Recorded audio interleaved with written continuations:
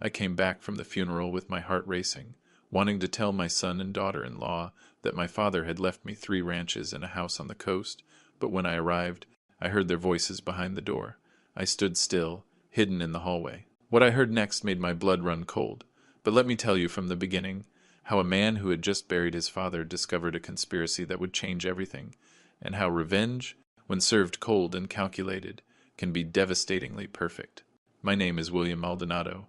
I'm 59 years old.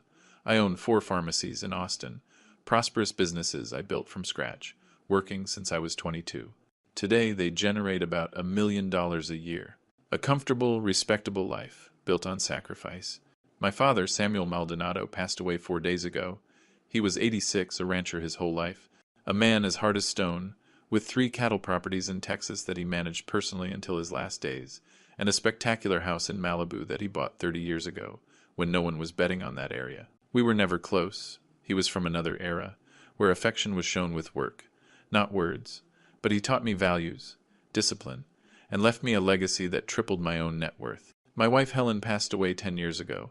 Cancer consumed her in 8 months, leaving me with our only son David, who is now 33, and has been married to Jessica for 5 years. David studied law, with my money, at an expensive university. Afterwards, he opened a firm that never prospered as he expected. There were always excuses about the difficult economy, unfair competition, clients who didn't pay. 2 years ago, when his debts grew too large, he asked me for help. Dad, it's just $15,000 to pay off the cards, just to breathe. I gave him the money, no formal loan, no documents, because he was my son, and fathers help their sons, or so I thought. But the debts continued. There was always something more, the office rent, payroll, operating expenses. And every time, David came with his hand out, and every time, I gave, because what else could I do? Let my son fail. Jessica worked in human resources, earning a good salary, but with a lifestyle that exceeded their income. Expensive clothes, exclusive restaurants, trips she obsessively documented on social media, creating an image of success that didn't match reality. During these 5 years, I noticed changes. David visited less, called less, always with excuses about work, about commitments, about the complicated life of a married adult. And when they did visit, Jessica had a way of looking at my house, my things, as if she were appraising them, calculating. William, this house is huge for one person, don't you think? It's my home, where I lived with Helen, where I raised David. Of course, I'm just saying that maintaining a property like this must be expensive. Maybe something smaller would be more practical.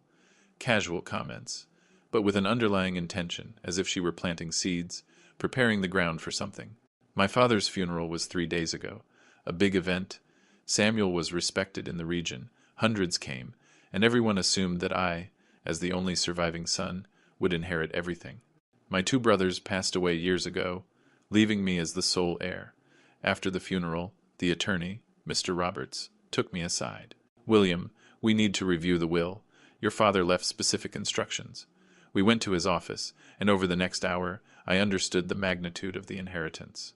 3 cattle ranches, a total of 1,500 acres, with quality livestock, modern infrastructure, estimated value, $9 million. The house in Malibu, beachfront, spectacular architecture, now valued at $1.5 million.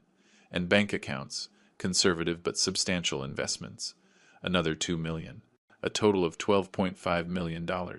Your father was very clear, Mr. Roberts explained. He wanted everything to go to you, because, and I quote, William is the only one who worked without expecting an inheritance. The only one who built something of his own. He deserves to continue it. I left that office stunned, with documents certifying a fortune I never imagined, and with the desire to share it with David, with my son, so he would know that the family's future was secure. I drove home, my house in Austin where I've lived alone since Helen passed, but David and Jessica had a key. They came over occasionally, and I knew they would be there today, because after the funeral I had told them, come over tomorrow, there are things we need to discuss. I arrived around 6 inches the evening. David's car was parked outside. Perfect. I opened the front door quietly, wanting to surprise them, to share the incredible news. But then, I heard their voices from the living room, talking, and the tone wasn't casual. It was intense, conspiratorial. Something stopped me. Instinct. A need to know what they said when they thought they were alone. I stayed in the entryway, behind the wall that separated the foyer from the living room, listening. "When is he getting here?" Jessica asked. "He said around 6. He should be here soon." "And do you know how much he inherited? Do you have the exact numbers?"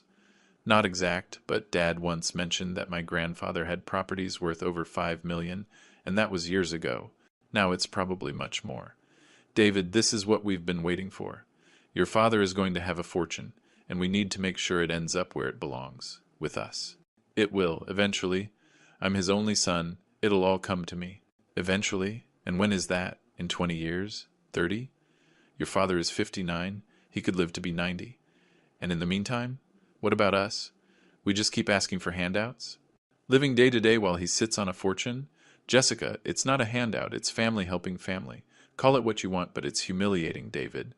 We're in our 30 seconds. We should be in the prime of our lives, with our own house, trips, financial freedom.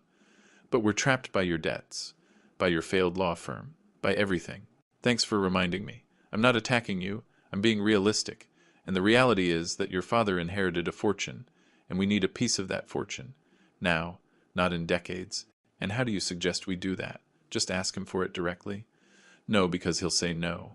He'll say it's for his retirement, that it's for emergencies, that it's for anything but us. We need to be more strategic. Strategic how? We need him to give us control, power of attorney, over his finances, over his properties, under the pretext of helping him manage the inheritance. It's a lot for a man his age. He needs support, legal advice, and you're a lawyer, his son, the perfect person to handle everything. My blood froze, because this wasn't a son worried about his father. It was a conspiracy, a calculated plan to take control of my life, of my fortune. I don't know if it'll work, David said doubtfully.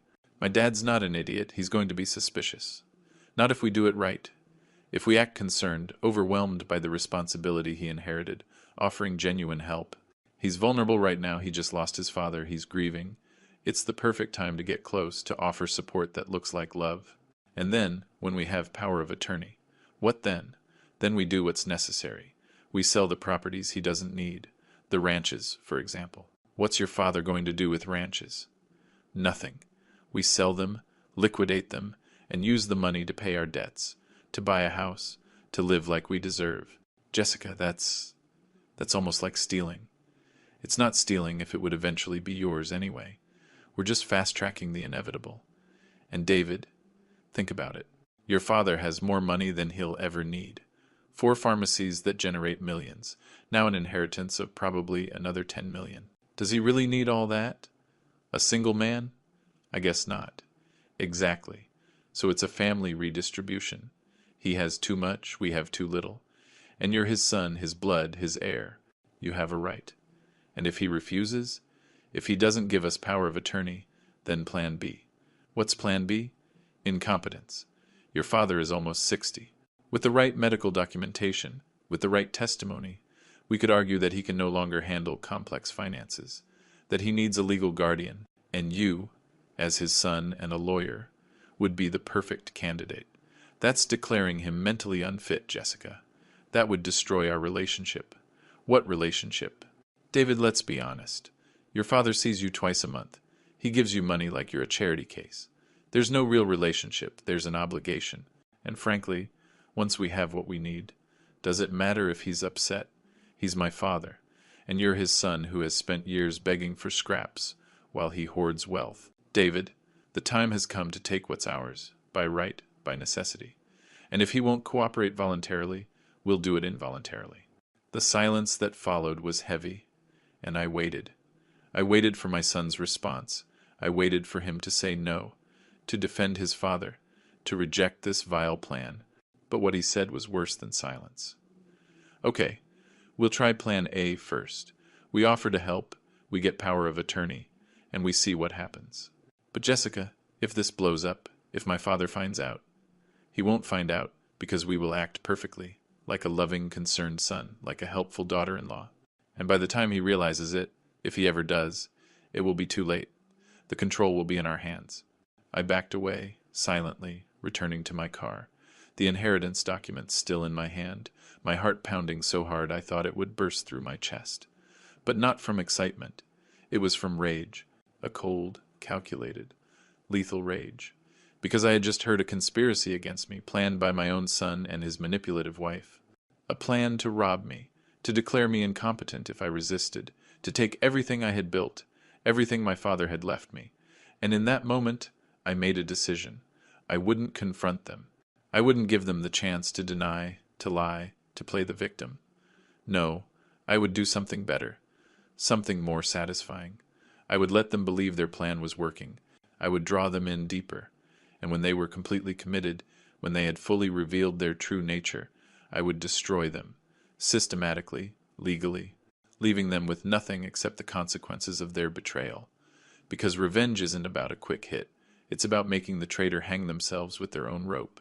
And David and Jessica had just handed me all the rope I needed. I called my best friend Richard, a former prosecutor, now a private attorney, who had known me for 30 years. William, how are you? How did it go with the attorney? Richard, I need to see you, urgently. Something has happened. Something that changes everything. Are you okay? You sound strange. I'm perfectly fine. But I need your legal expertise and your absolute discretion. My office, 1 hour. I told him everything, word for word, what I had heard, David and Jessica's plan, and I saw the fury grow on Richard's face. Those damn vultures. Your own son. I know. But Richard, I don't want an emotional confrontation. I want legal, systematic destruction. I want them to pay in a way that hurts, permanently. What do you have in mind? I'm going to play their game. Let them think it's working. Give them enough rope to hang themselves. And then, when they're completely exposed, I'll cut it. That's risky. They could do real damage before you stop them. Not if I manage them correctly. Not if I document everything. And that's where you come in. Explain. I need you to prepare documents, but not the ones they want. I need protection. An irrevocable trust, where I control everything while I'm alive. And where, if something happens to me, if I'm suddenly declared incompetent, everything goes to charity. Nothing for David. Nothing for Jessica. Zero. That's nuclear war. Exactly. Because Richard, if they're going to conspire against me, if they're going to try to rob me, I need to ensure that they cannot win under any circumstances. And then, after that, I let them make their move. I give them the chance to show exactly who they are. I'll record them if possible, document everything, and when I have enough evidence, I confront them, legally, publicly, and I disinherit them, permanently. William, this is intense. Are you sure? I've never been more sure of anything, Richard. I heard my son plan to rob me, conspire to declare me incompetent, to take control of my life. And you expect me to just forgive it, to act like nothing happened? No. But revenge has a price, an emotional one. You're going to lose your son permanently. I already lost him. The David I knew, the one I raised, the one I loved, he doesn't exist anymore. In his place, there's a greedy stranger manipulated by a calculating wife.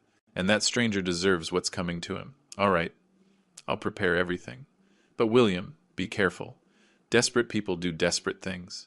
I know. That's why I need to act first. Fast. Smart. That night, I finally went home 2 hours later than planned. David and Jessica were waiting, with perfectly acted faces of concern. Dad, where were you? You had us worried. Sorry, I was with the attorney longer than expected.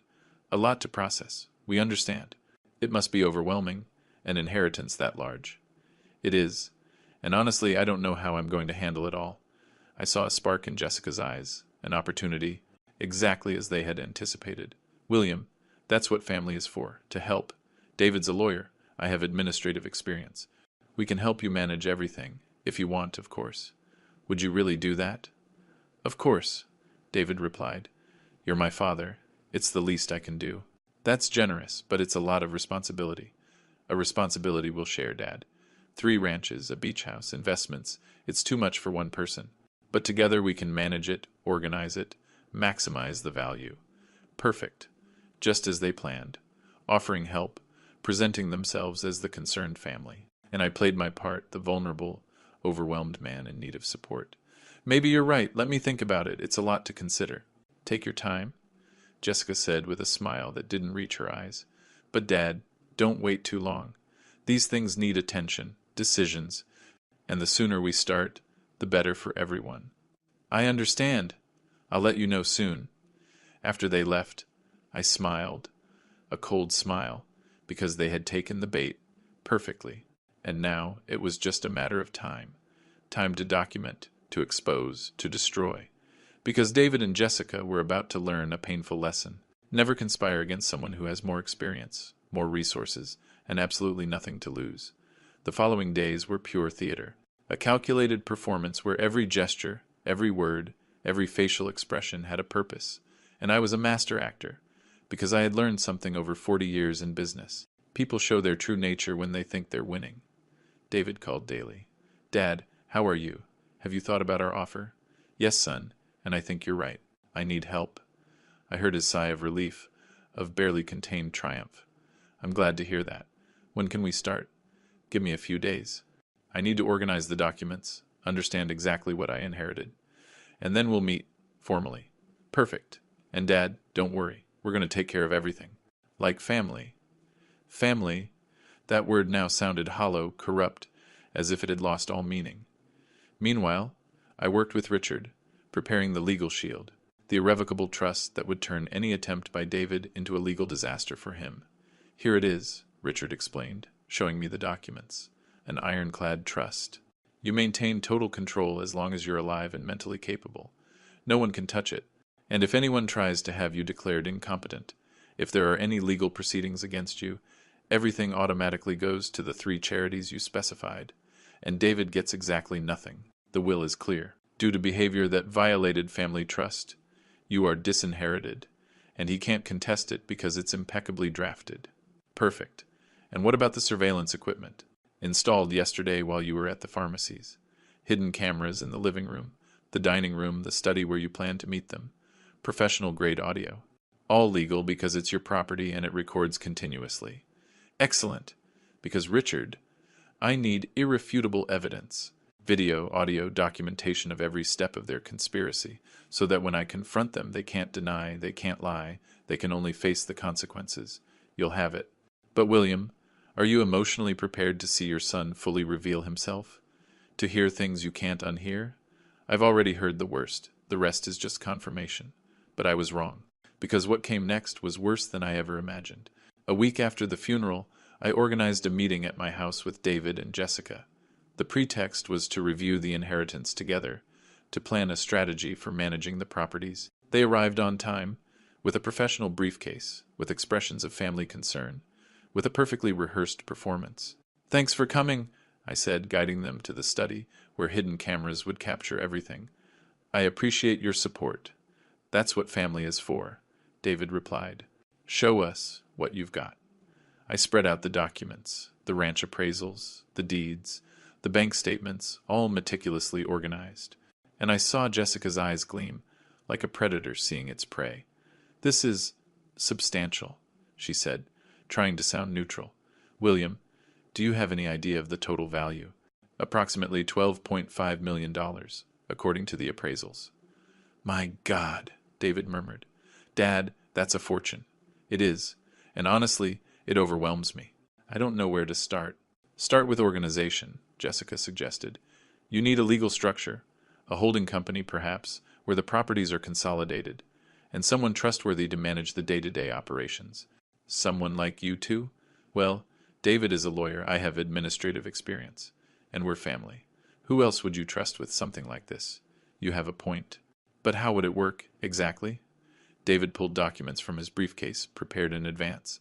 I brought a proposal, a broad power of attorney, where you authorize me to act on your behalf, for transactions, operational decisions, everything related to the inheritance. You obviously maintain ownership, but I handle the administration. And that's normal? Completely legal. A lot of families do it, especially when the estate is complex. It's a protection for you. It reduces your stress and ensures everything is managed professionally. I took the documents, pretending to review them carefully. It was an extremely broad power of attorney, one that would practically turn me into a spectator of my own finances. David could sell, buy, transfer, all without my explicit approval. This is a lot of power. It's the power I need to do the job right, David explained. If I have to consult you on every little decision, the process will be slow, inefficient. It's better that you trust me. I'll handle the details, and I'll keep you informed of the big decisions. Big decisions like what? Like selling a ranch if an opportunity arises, or refinancing properties for better liquidity. Things that require quick action, where waiting for your approval could cost money. There it was, the plan revealing itself. Get power of attorney, then sell properties for better liquidity, which really meant to pay our debts, to fund our lifestyle, to steal, legally. Let me think about it, I said. It's a big decision. Dad, the longer you wait, the more complicated it all gets. Inheritance taxes, property maintenance, operational decisions at the ranches. They need attention now, not in a few weeks. David's right, Jessica added. And William, I understand it's hard to delegate. But think of it this way. You built an empire with your pharmacies, right? Because you delegated. Because you trusted competent people. This is the same thing, only now you're delegating to your son. Your blood. Perfect manipulation. Appealing to my business ego, to the family connection, to apparent logic. But I saw right through it. I saw exactly what it was. A trap. All right, I said finally, but with conditions. What conditions? First, I want a complete monthly audit of all activity. Transactions, decisions, everything documented. Of course, that's just good practice. Second, major property sales require my explicit, written, notarized approval. I saw the tension in David's face. Dad, that complicates things. It's my condition. Non-negotiable. All right, we can work with that. Third, this power of attorney is revocable. At any time. If I feel things aren't being handled correctly, I cancel it. Immediately. Understood. Anything else? Yes. I want my accountant, Albert, to review these documents before I sign anything, to ensure they protect my interests. Dad, I'm a lawyer. These documents are standard. Albert reviews them, or there's no deal. Jessica intervened, with a forced smile. William, of course. We want you to feel completely comfortable. Have your accountant review everything. We'll take the necessary time. But I saw the annoyance in her eyes, because every condition complicated their plan. Every protection I asked for was an obstacle to the theft they were planning. After they left, I reviewed the recordings with Richard. We've got them, he said, smiling, clearly offering to take control under false pretenses. And look here, when you mention major property sales, David almost says something about needing freedom to act fast, because their plan is to sell before you can stop them. Exactly. William, with this and what you originally overheard, you have a solid case. To disinherit, to expose, for everything. Not yet. I need more. I need them to show criminal intent. Not just greed, but a specific plan to defraud. How do you provoke that? By giving them an opportunity. By letting them think they've won and seeing how far they'll go. Over the next few days, I played the part of the trusting father. I called David. Son, Albert reviewed the documents. He says they're well structured. We can proceed. Really, Dad, that's excellent news, but I want to make a change. Instead of an immediate power of attorney, let's start with a trial period. 3 months, where you handle operations, but under close supervision. And then, if everything goes well, we expand your authority. Silence. Then, a trial period? Dad, that suggests you don't trust me.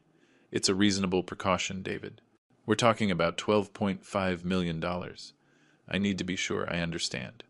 All right, 3 months. We'll prove we're trustworthy. But that night, I installed a listening device in David's car. It was legal, because technically, it was my car.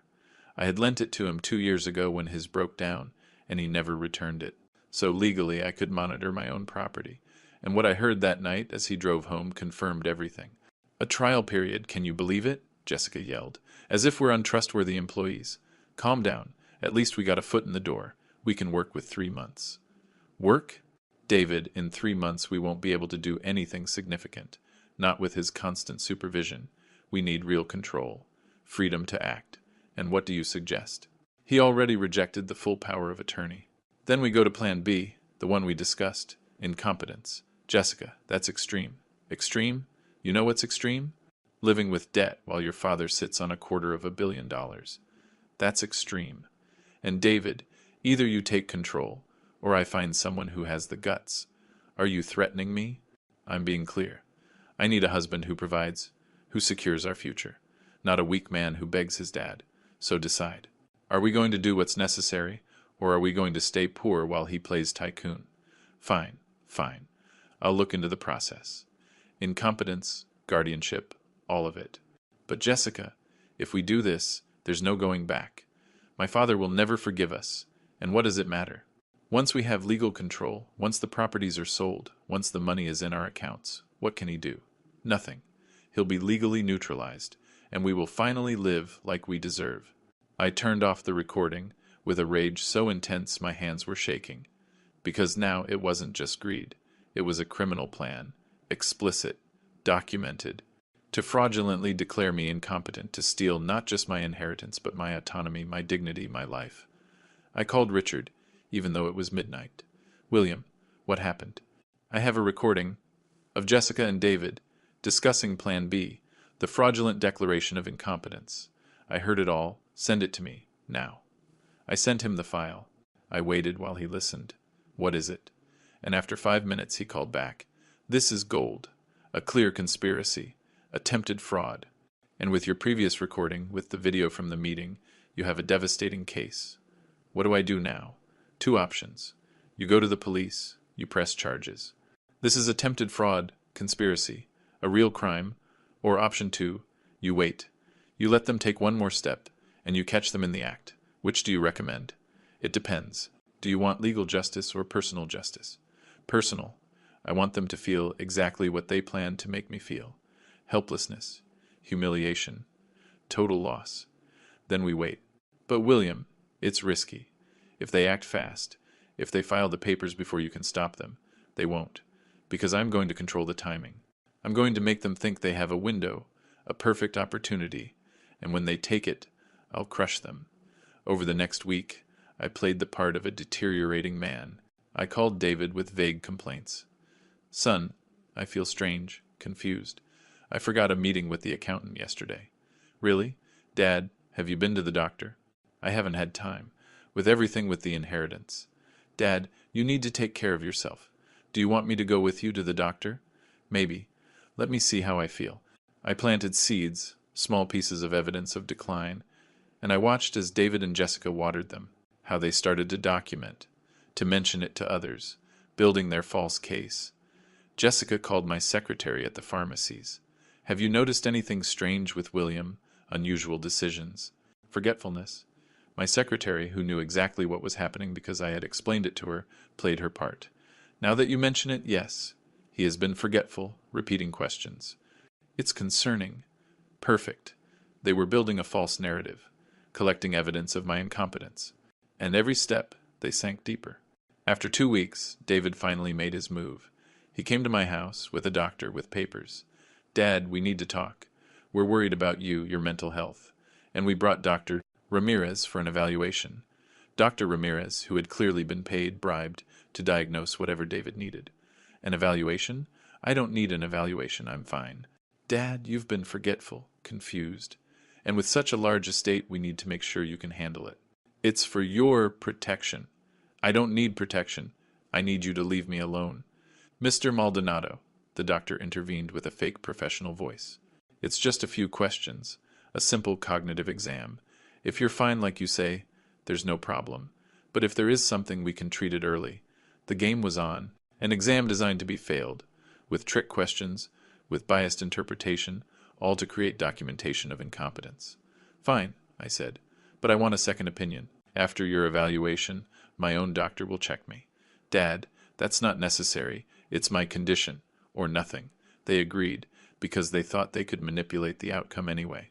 And I proceeded with the exam, answering some questions correctly, others, confusingly, giving them just enough to build their false case. Mr. Maldonado, the doctor said afterwards. I see some concerning signs. Nothing definitive, but I suggest a follow-up, and perhaps consider appointing someone to help with complex financial decisions, like a guardian. Not necessarily a legal guardian, but support, supervision, your son, for example. There it was, the paid-for recommendation designed to justify what was coming next. I'll think about it. After they left, I called Richard. I've got them, completely. They tried to use a fake doctor to create evidence of incompetence, all recorded, all documented. Now it's enough, William. Now we can act. We have conspiracy, attempted fraud, bribery of a medical professional, everything. When do we make the move? It depends. Do you want a private confrontation or a public one? Public. I want everyone to know. Family, friends, the business community. I want David and Jessica to face not only legal consequences, but social ones. I want to destroy their reputation like they planned to destroy my autonomy. Then we organize a conference. With the attorney, with witnesses, with the press if you want. And we reveal everything. With the evidence, with the recordings, with the complete documentation. Perfect. But before that, one more thing. I want to confront them face to face. Give them a chance to confess.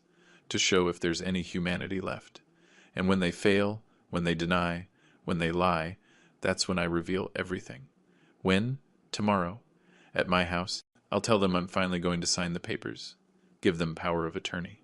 And when they arrive, believing they've won, I'll show them exactly who the real fool in this story is.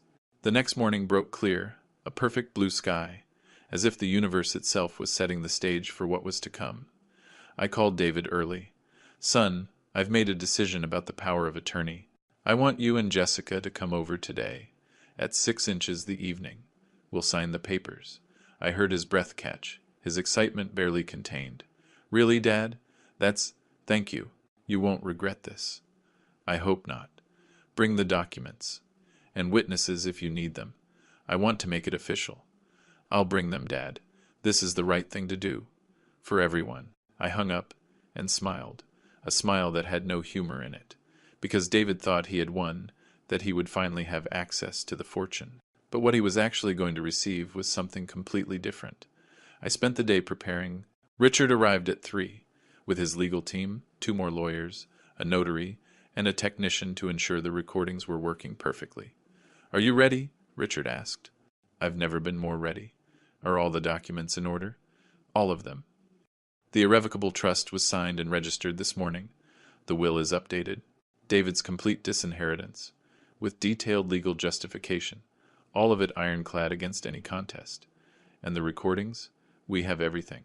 The original conversation you overheard, the meeting in your study, the audio from the car, the attempt with the fake doctor, all time-stamped, authenticated, legally admissible.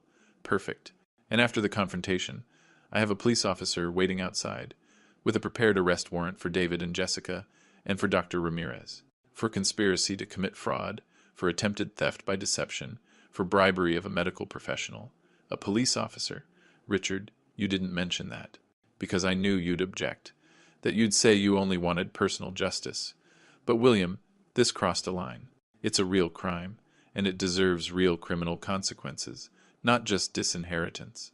I thought about it, about seeing my son arrested, handcuffed, led to a patrol car, and part of me wanted to avoid it, because he was my son, my blood. But another part, the part that had heard the vile conspiracy, that had seen the total lack of remorse, that part knew Richard was right. All right. But the arrest comes after the confrontation, after I give them a chance to confess. If they do, if they show genuine remorse, maybe I'll hold off on the charges. But if they deny, if they lie, if they act like victims, then let them face everything. Fair enough. At 6 o'clock sharp, the doorbell rang. David and Jessica, punctual, eager, with their professional briefcase, with smiles that didn't reach their eyes. Dad, David greeted, hugging me, a hug that now felt fake, contaminated. Thank you for this, for trusting me. Come in. There are some people waiting in the study. I saw confusion cross their faces as they entered, and saw Richard, his team, the notary, the formal setup they weren't expecting. Dad, what is this? You said we were going to sign papers. Sit down, I ordered, in a tone that left no room for argument. We have a lot to discuss. David and Jessica sat, exchanging nervous glances, sensing something was wrong but still not understanding what. Before I sign anything, I began, I need to ask you some questions, and I want honest answers. Can you do that? Can you be honest with me? Of course, Dad. We're always honest. Good. Then tell me, why do you want power of attorney over my finances? We already told you. To help you? To manage the complexity of the inheritance? And it has nothing to do with your debts? With your desperate financial situation? Well, We all have financial problems, but that's separate. Separate? David, you've asked me for money 17 times in 3 years, over $100,000 total, that you've never paid back. And you expect me to believe that your sudden interest in my finances is altruistic? Dad, those were emergencies, and I'll pay you back eventually. Eventually. Or when you inherit. When it no longer matters because it will all be yours anyway. I don't know what you're implying. I'm implying that you and Jessica have been conspiring, planning, calculating how to take control of my fortune, and not just through patient inheritance, but through deception, through a fraudulent declaration of incompetence, through theft, essentially. That's ridiculous, Jessica protested. Who's been filling your head with these ideas? Your lawyer? Are they trying to drive a wedge between us? No one needs to drive a wedge between us. You did that yourselves, with your words, with your actions, with your entire conspiracy, which I have meticulously documented. Documented? Dad, what are you talking about? I'm talking about this. I nodded to Richard, who played the recording. The first one. The one I overheard the night of the funeral. David and Jessica in my living room. Planning, calculating. Every vile word perfectly preserved. I saw the color drain from their faces, the panic growing. David tried to recover. Dad, that was a private conversation taken out of context. Context? What context justifies saying that I'm an obstacle? That you're investing in the relationship to secure the inheritance? That you have a plan B to declare me incompetent if I don't cooperate? We were frustrated, talking without thinking. It's not what we really feel. No? Then explain this. The second recording. From their car. Discussing Plan B explicitly. Jessica threatening David, saying she needed a husband with guts. Planning how to legally neutralize me. Jessica stood up. This is illegal. Recording us without permission. You can't use this. It's completely legal, Richard intervened. The conversation occurred on my client's property, in a car that belongs to my client. And the law allows for the recording of conversations where at least one party consents. William consented because it is his property. So yes, we can use it. In court. In a lawsuit. In a criminal complaint. A criminal complaint, David whispered. Dad, you can't. I can't what? Defend myself. Protect myself from a criminal conspiracy. David, you plan to defraud me, using a bought and paid-for doctor to create false evidence of incompetence. That's not a family disagreement. That's a crime. Dad, please, let me explain. Explain then. Explain why I should forgive this betrayal. Why I should ignore that my own son conspired to rob me, to neutralize me, to treat me as an obstacle to a fortune he didn't earn. Explain. David was crying now, but I wasn't sure if it was genuine remorse or panic over the consequences. It was Jessica. She pushed me. She planned everything. Coward! Jessica screamed. Now you blame me? When you were just as anxious, just as greedy. Shut up. You're just making it worse. Worse? We're already ruined. Your father has everything on tape. He's going to disinherit us. He's probably going to sue us. How much worse can it get? This much worse, I said, placing the documents on the table. You can read them. They're copies. The originals are already registered with the notary. David took the papers, reading, and with each line his face grew paler. This is an irrevocable trust. Everything goes to charity. I get nothing. Nothing. Correct. Due to conspiracy to defraud, due to betrayal of family trust, due to behavior that violates every principle I tried to teach you. You deserve nothing, and you will receive nothing. Dad, you can't do this.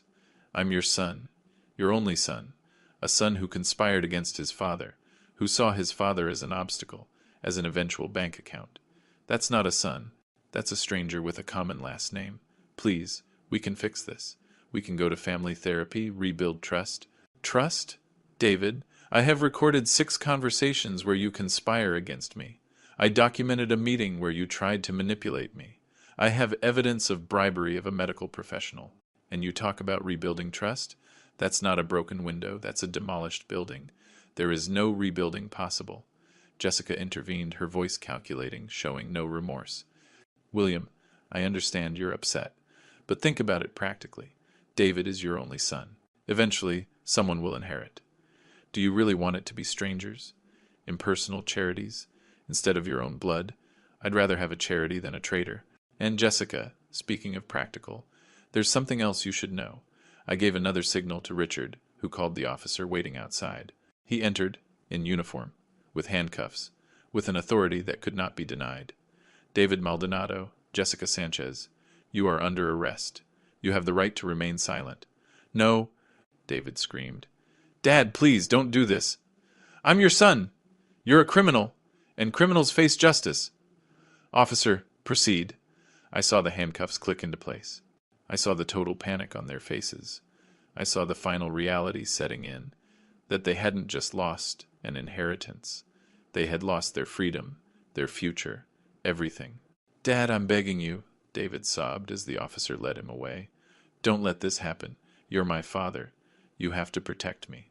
Protect you from the consequences of your own actions, like I've done your whole life?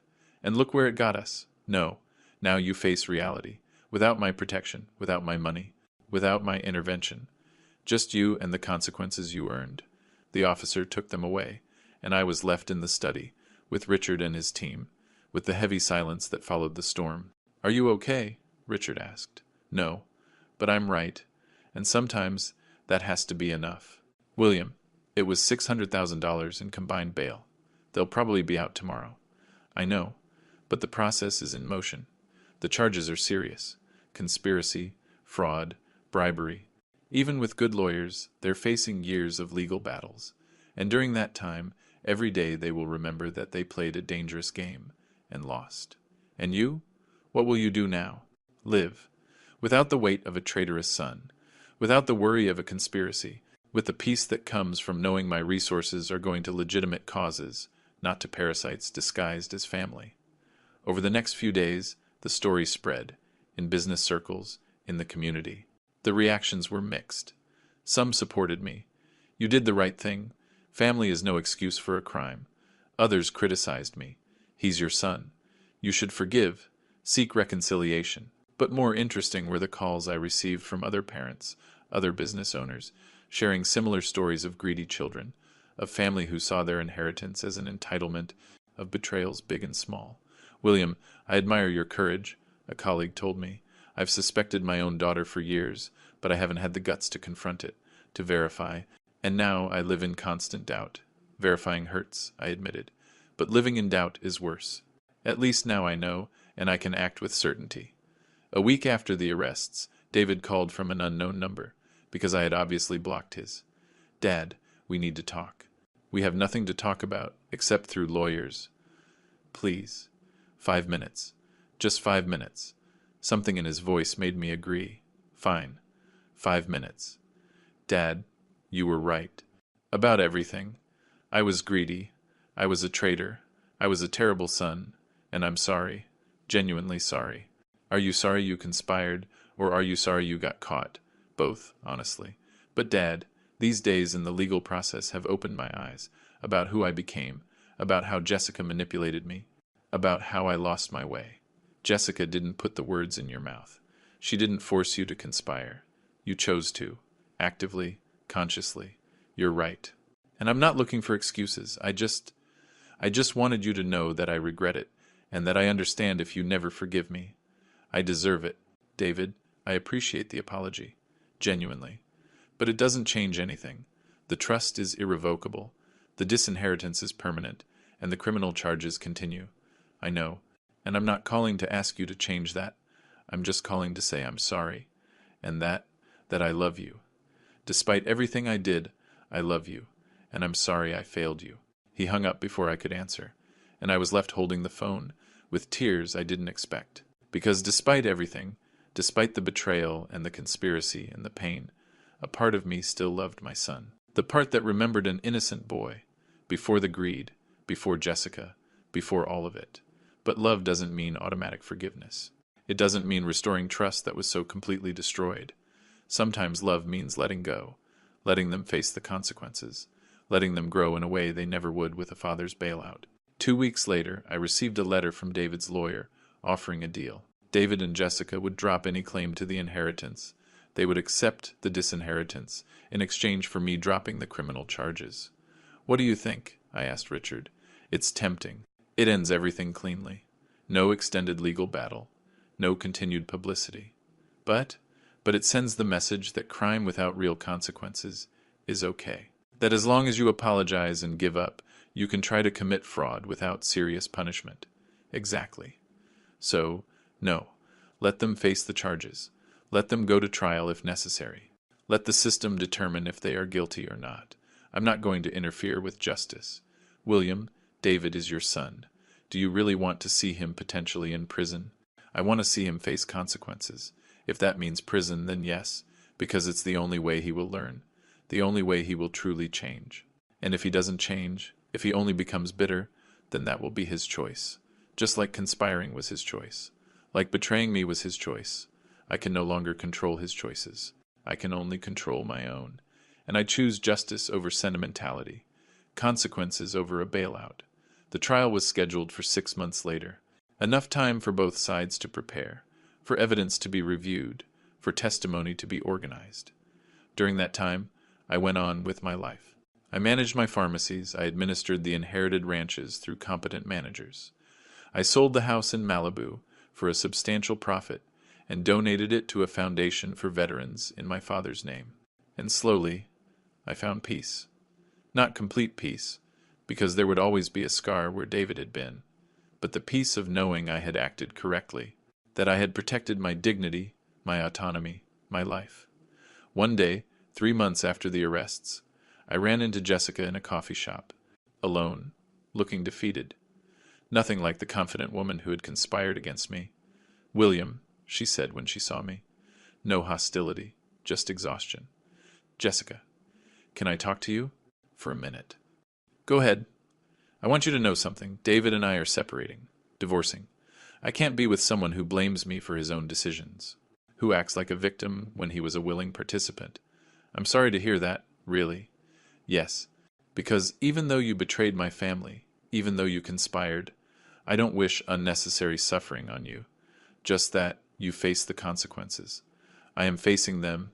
I lost my husband. I lost my reputation. I lost my job because nobody wants to hire a woman arrested for conspiracy. And I'll face more at trial, probably. And David? David is broken. Living with a friend, working in a bar because no one will give him legal work, waiting for a trial that will probably destroy him completely. And William, I know you have every right to be furious, the right to punish us. But I'm asking, when is it enough? When does the punishment end? When you learn the lesson? When you demonstrate genuine change? Not just words, but real transformation. And how do we demonstrate that from the bottom of the hole we're in? That's a question you two have to answer, not me. I can't rescue you again. I can't give you shortcuts. If you want redemption, you have to earn it. With time, with actions, with sustained proof that you are different.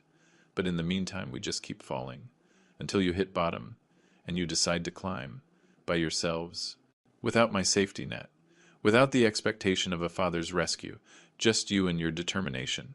Jessica nodded with tears. That's fair, cruel but fair. And William, for what it's worth, I'm sorry. For everything. That was it. And I was left with my coffee, thinking about the conversation, about the questions of when the punishment ends, and I realized I didn't know the answer, because I wasn't punishing to achieve a specific result. I was punishing because it was the natural, inevitable consequence of the choices they made, and maybe that was the biggest lesson, that actions have consequences, and that a father who constantly rescues his son isn't being kind, he's being cruel, depriving his son of the opportunity to grow, to learn, to become a functional adult who understands reality. The trial arrived 6 months later, in a courtroom in Austin, with a judge who had seen enough family fraud cases to be skeptical but fair. David and Jessica had competent lawyers, paid for with loans because they no longer had any resources, and my legal team, led by Richard, had overwhelming evidence. The first day was devastating for them. The prosecutor presented the recordings, one by one, with clear audio, with full context. And every conspiratorial word they had spoken was played in a public courtroom, for the judge, for the audience, for the reporters documenting the case. Your father is going to have a fortune, and we need to make sure it ends up where it belongs. With us, we can't wait decades. We need a piece of that fortune now. If he won't cooperate voluntarily, we'll do it involuntarily. I saw David and Jessica's faces. Shame, horror. the realization that their private words were now a public record, permanent, indelible. Then came the evidence from Dr. Ramirez, who, under threat of losing his medical license, confessed everything, that David had contacted him, offered him $2,000 to diagnose cognitive decline, to create false documentation that would justify an involuntary guardianship. And you accepted this bribe? The prosecutor asked. Yes, the doctor admitted in a broken voice. I needed the money. I have debts. And David assured me it was for his father's own good, that he really was deteriorating, that he just needed the official documentation. Did you genuinely examine Mr. Maldonado? Did you find any real evidence of decline? No. The exam was theater, designed to create a predetermined result. Not science, not ethics. Just corruption. During the doctor's testimony, I saw David sink in his chair, because it wasn't just his conspiracy exposed. It was his active participation in professional corruption, in medical fraud, in levels of criminality that couldn't be minimized as a family mistake. When I was called to testify, I told the whole story. From the funeral to the discovery of the conspiracy, to the methodical documentation of every step. And during my testimony, I looked at David, searching for a sign of remorse, of genuine understanding of the damage caused. What I saw was a broken man, not faking it, but genuinely destroyed by the exposure, by the consequences, by the realization of everything he had lost. David's lawyer tried a cross-examination. Mr. Maldonado, isn't it true that you deliberately recorded my client's private conversations? That you set a trap to expose him? I recorded conversations on my property after I overheard a conspiracy. That is legal. And yes, I gave them an opportunity to reveal their true nature, because I needed to know if what I heard was a momentary mistake or a sustained plan. It turned out to be the latter. But you acted as if you were deteriorating. You lied about your mental condition to provoke my client's action. I acted vulnerable to see if David would protect me, or if he would exploit me. He chose exploitation. That's not a trap. That's a revelation of character. Don't you have any remorse for destroying the life of your only son? I have remorse that my son chose this path, but not for defending myself, for protecting myself, for ensuring that a crime was not rewarded. The testimony continued for 2 days, with additional witnesses, with recording experts verifying authenticity, with financial analysts showing how the plan would have resulted in a substantial loss for me, with everything pointing to a clear, premeditated criminal conspiracy. On the 3rd day, something unexpected happened. David asked to speak, without his lawyer, directly to the judge. Your Honor, I want to change my plea, from not guilty to guilty, on all charges. His lawyer protested. Mr. Maldonado, I don't advise this. We still have a defense. I have no defense. I did everything the prosecution alleges. I conspired. I planned fraud. I bribed a doctor. It's all true. And I don't want to prolong this. I don't want my father to have to sit here day after day, reliving my betrayal. I just want to accept the consequences and start paying for what I did. The judge studied David. Mr. Maldonado, you understand that a guilty plea means an almost certain sentence. Prison time is very likely. I understand. And I accept it. Because, Your Honor, I am not the victim here. I am the perpetrator. And my father, the man who raised me, who loved me, who gave me everything, he is the victim, and he deserves justice, not a prolongation of his pain. Jessica made a different decision. She maintained her not guilty plea, arguing that she was influenced by David, that he led the conspiracy, that she was a passive participant manipulated by a dominant husband. But the evidence didn't support that narrative. The recordings showed Jessica leading, pushing, threatening. She was no victim. She was the chief architect. The judge deliberated for a week, and when we returned for the sentencing, the courtroom was full, with press, with onlookers, with people who had followed the case. A case that had become a symbol of family greed, of betrayal between blood relatives, of justice against corruption. I have reviewed all the evidence, the judge began. The testimony, the recordings, the documents, and the conclusions are clear. David Maldonado and Jessica Sanchez conspired to defraud William Maldonado. It was not a mistake. It was not a misunderstanding. It was a calculated plan, executed over months, with multiple criminal steps. Mr. Maldonado, your guilty plea is admirable. It shows a remorse I did not see in the original evidence. For that reason, and for the fact that you are a first-time offender, the sentence will be moderate. 3 years in prison with the possibility of parole after 18 months if you demonstrate genuine rehabilitation. David accepted the sentence without reaction, without protest, just a nod of understanding. And Miss Sanchez, you chose to maintain your innocence, despite the overwhelming evidence, despite the testimony of your co-conspirator, despite the recordings that clearly show your leadership role. For that reason, and for your lack of remorse, the sentence will be more severe. 5 years in prison, with no possibility of parole before 3 years, Jessica screamed. "This is unfair! I wasn't the only one! David manipulated me!" "Ma'am, the recordings say otherwise. They clearly show you pushing, planning, leading, and your lack of acceptance of responsibility only confirms that you represent a continued danger. Officers, proceed."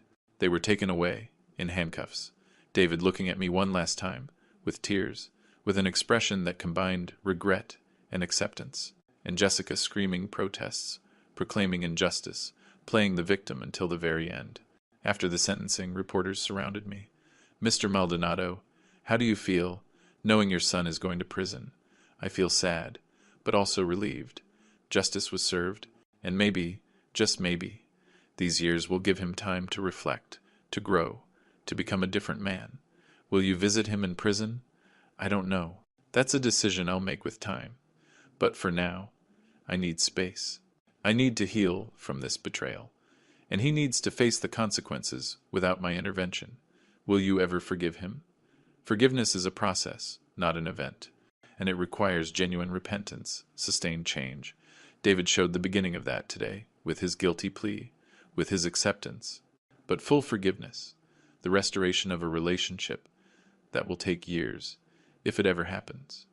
Over the next few months, life went on. I managed my businesses, administered the properties, and donated generously to causes that mattered. A foundation for victims of family fraud, which helped others who had suffered similar betrayals, providing legal resources, emotional support, a community of understanding. And I found purpose in that, in turning my pain into help for others, in ensuring my experience wasn't a waste but a lesson, a guide, a hope for others navigating similar betrayals. 3 months after the sentencing, I received a letter from David from prison. "Dad, I don't expect a reply. I don't expect forgiveness. I just want you to know what I'm learning. The rehab program here has opened my eyes to my addiction. Not to drugs, but to money, to external validation, to a life I didn't earn. And I've been working with a therapist, processing the greed, processing how I betrayed the values you taught me. And Dad, it hurts. To see clearly what I did, who I became, but it's also liberating, because for the first time in years, I'm not chasing something external. I'm building something internal, character, integrity, real values. And while I know it doesn't change what I did, while I know the wounds are permanent, I wanted you to know that I'm not wasting this consequence. I'm using it to grow, to be better. Not for you, necessarily, but for me, to be a man I can finally respect. Your son, David." I folded the letter, with tears, because this was what I had hoped for. Signs of genuine growth.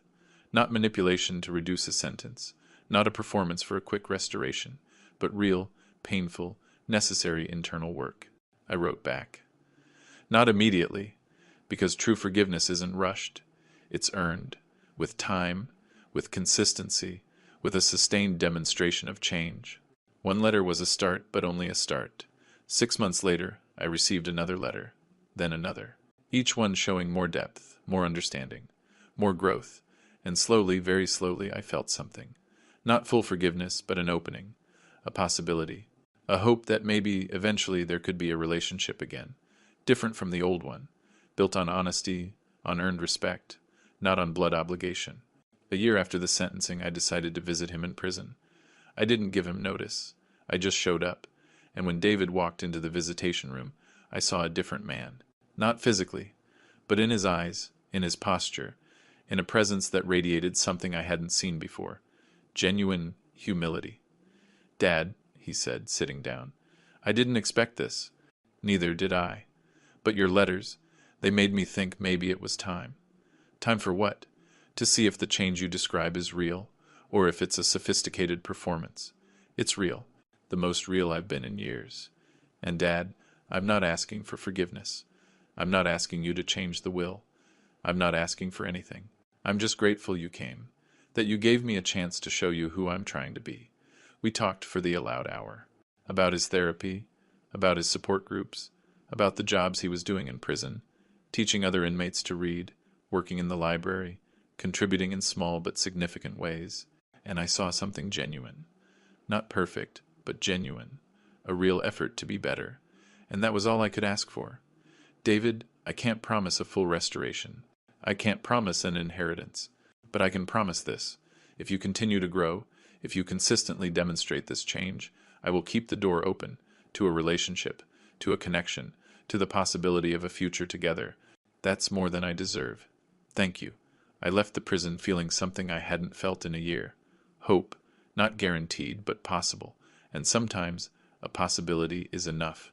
Jessica did not show the same growth. Her letters, the few she sent, were full of excuses, of blame for David, for me, for the system, for anyone but herself. And eventually, I stopped reading them, because there was no point, there was no growth, just perpetual bitterness. 18 months after sentencing, David was released on parole, with strict requirements, regular reports, verifiable work, exemplary behavior, and he met them all. No complaints, no shortcuts. He got a job at a small law firm, not litigating, but doing research, humble work for a lawyer with his education, but he accepted it with gratitude, without the arrogance he had shown before. And slowly, we rebuilt a relationship, not as it was, but something new, based on honesty, on mutual respect, on the understanding that destroyed trust is rebuilt with time, not with declarations, but with sustained actions. 2 years after his release, he visited me at my house, for the first time since the arrests. Dad, there's something I want to tell you. Go ahead. I've been working and saving, and I paid off the debt, the $100,000 I owed you, with interest. It took 2 years, but it's done. Here's the transfer. I looked at the documents verifying, and it was real. He had paid it in full, something I never thought he would do. David, I didn't expect this, I know. But I needed to do it, not because I expected anything in return, but because it was the right thing to do. It was a debt I owed, and the man I want to be pays his debts. No excuses. I'm proud of you. Genuinely. Proud enough to consider a restoration, not of the full inheritance, but maybe something. A recognition that I've changed, that I'm not who I was. I considered it carefully, with the full weight of the history between us, and I made a decision. Yes, I will amend the will, not a full restoration, but 20%, with the condition that you continue to demonstrate this change for 5 more years. If you do, if you maintain this growth, it increases to 40, and eventually, maybe, to a more equal split. Dad, that's more than I ever dreamed of. Thank you. Don't thank me. You did the work. You changed. I'm just acknowledging that. And David, this isn't about the money, it's about the relationship. About having a son I respect, whom I love, who can look me in the eye without shame. I know. And Dad, even if you never amended the will, even if you decided to give it all to charity, I would be okay. Because what I got back is worth more than any inheritance. I got back my integrity, my self-respect. And your respect. That's priceless. Years later, looking back, I don't regret how I handled the situation. It was brutal, painful, public in humiliating ways. But it was also necessary, because without real consequences, David would have never changed. He would have continued in a spiral of greed, of dependency, of a corrupt character. The revenge I sought wasn't traditional revenge. It wasn't pain for pleasure. It was justice. Natural consequences applied without false mercy. It was a refusal to be a silent victim, to allow a conspiracy to proceed without resistance. And the end result, after years of pain and growth, was something better than what I had before. A son who had truly matured, who had learned the value of honest work, of integrity, of respect that is earned instead of inherited. If you are listening to this story, if it resonates with you in some way, I want you to understand something fundamental. Family is not an excuse for betrayal. Blood does not justify a crime. And true love sometimes means harsh consequences, not an easy rescue. I came back from my father's funeral to share an inheritance with my son, but instead of gratitude, I found a conspiracy, a calculated plan to rob me, to neutralize me, to treat me as an obstacle to a fortune he didn't earn.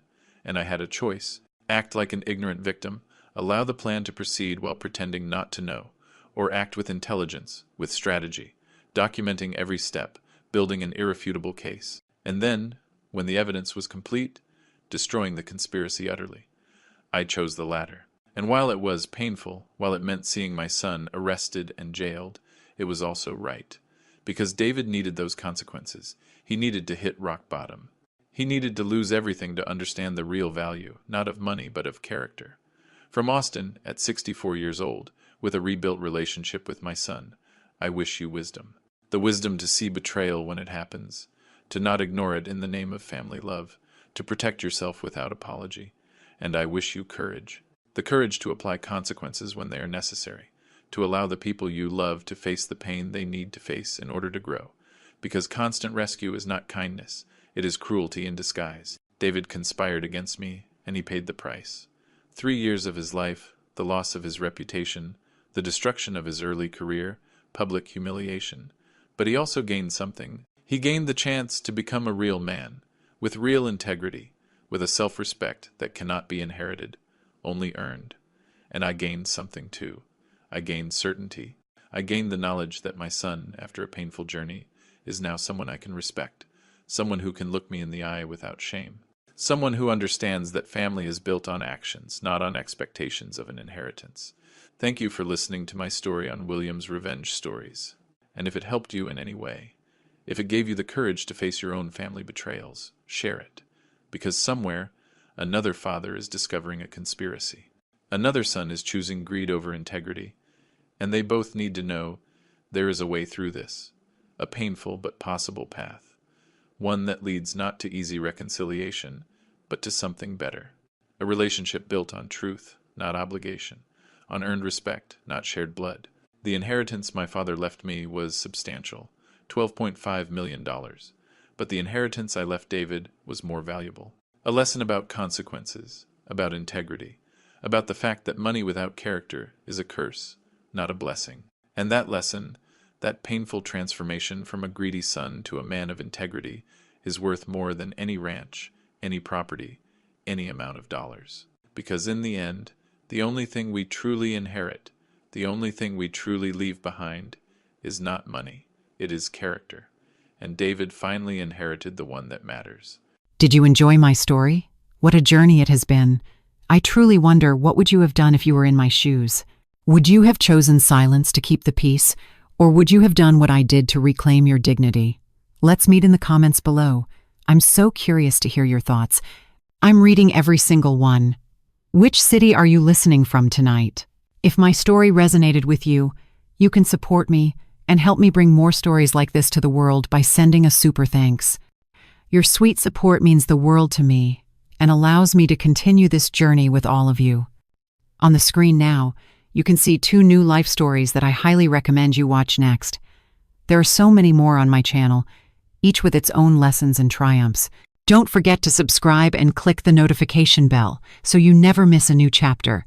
Thank you for being here with me. Until the next story, with love and respect.